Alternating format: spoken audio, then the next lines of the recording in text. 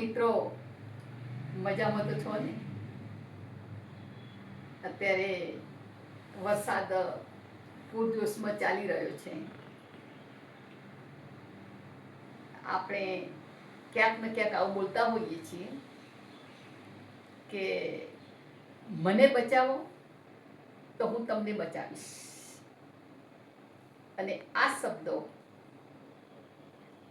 પાણી બચાવવા માટે છે. પહેલાના વર્ષોના જૂના જમાનામાં આવા ભારે વરસાદ જ્યારે પડતા હતા ત્યારે એ વરસાદના પાણી કૂવામાં સિંચન થતા હતા, એકગ્ર થતા હતા, મોટા મોટા તળાવમાં સંગ્રહ થતો હતો, નાના ખાબોચિયામાં એ પાણી જતા હતા અને ક્યાંક એવી ખેત તલાવડીઓ ખેતરોમાં બનાવેલી હતી તો એમાં પાણીનો સંગ્રહ થતો હતો. આમ વરસાદી પાણી જે નીચે આવે જમીન ઉપર, એ પાણીનો લગભગ મહત્તમ સંગ્રહ અને સંચય કરવામાં આવતો હતો. અને એના કારણે જે પાણીના સ્તર, ભૂગર્ભ પાણીના સ્તર જે ઊંડા જે ગયેલા હોય ઉનાળાની સિઝનમાં, એ સ્તર ધીરે ધીરે ધીરે ઉપર આવતા હતા. અને એટલે સુધી ઉપર આવતા હતા કે પાણી લગભગ 40 થી 50 ફૂટની અંતરે પાણી જોવા મળતું. એટલે અત્યારે તો જોઈએ કે જે ખેતીવાડીની જમીનો છે, એ જમીનો અત્યારે કંપનીઓ બની ગઈ છે. રેસિડેન્સ માટે ફ્લેટો, બંગલાઓ, મકાનો બની ગયા છે. અને એના કારણે જમીનો ટૂંકી બની.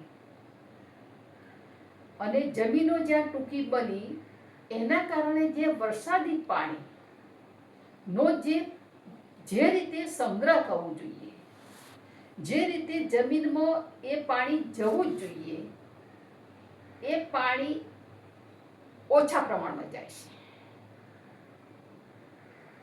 અને આજે લગભગ જોઈએ તો ખેતરોમાં જે જૂના કૂવાઓ હતા એ કૂવાઓ પણ નથી રહ્યા.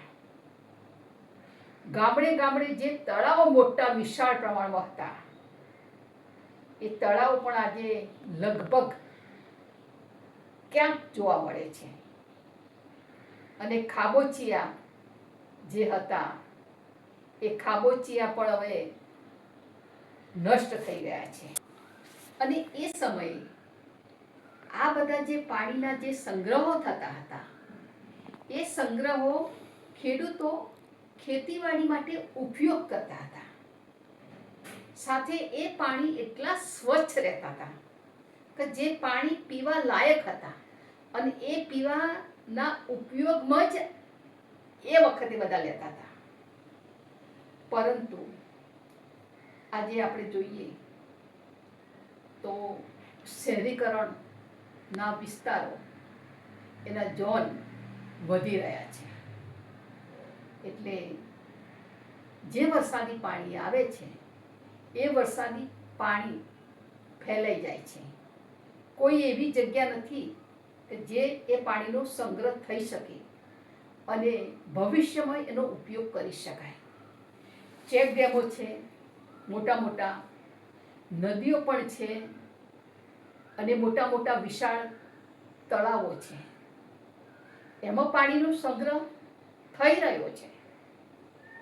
અને એ સંગ્રહ થયેલા પાણીનો ઉપયોગ સમયાંતરે નાની સિંચાઈઓ દ્વારા ખેડૂતોને ખેતીવાડી માટે ઉપયોગ કરવામાં આવે છે. પરંતુ સાથે સાથે એ પણ કહેવું પડશે કે આ જે નદી છે, આ ચેક ડેમો છે, આ બધામાં જો પ્લાસ્ટિક લોકો નાખે છે, અંદર ગંદવાડ નાખે છે અને આ પાણી દૂષિત કરવામાં આવે છે. ઘણી વખતે જે અમુક જે કંપનીઓ છે એમના જે વેસ્ટ કેમિકલો છે એ કેમિકલોમાં પણ એ નદીના પ્રવાહમાં એ છોડી દેવામાં આવે છે. તો એ રીતે આ જે પીવાલાયક પાણી હોય કે ખેતીવાડી માટે પાણી હોય એ પાણી દૂષિત થાય છે, જેના કારણે પશુઓ અને માનવને રોગો થાય છે. જુદા જુદા ચામડીના રોગો થાય છે, પેટના રોગો થાય છે અને ક્યારેક તો આવા પાણી પીવા લાયક પણ રહેતા નથી.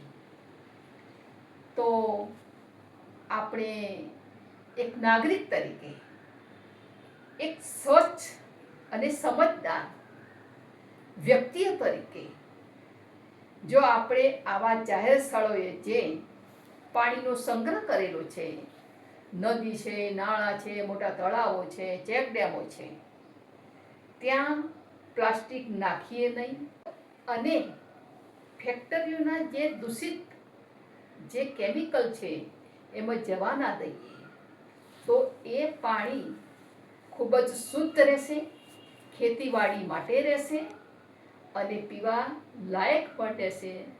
તો આપણે એક દેશના નાગરિક તરીકે એક આપણી ફરજ બને છે ને, તો આપણે આ માટે વિચારીશું.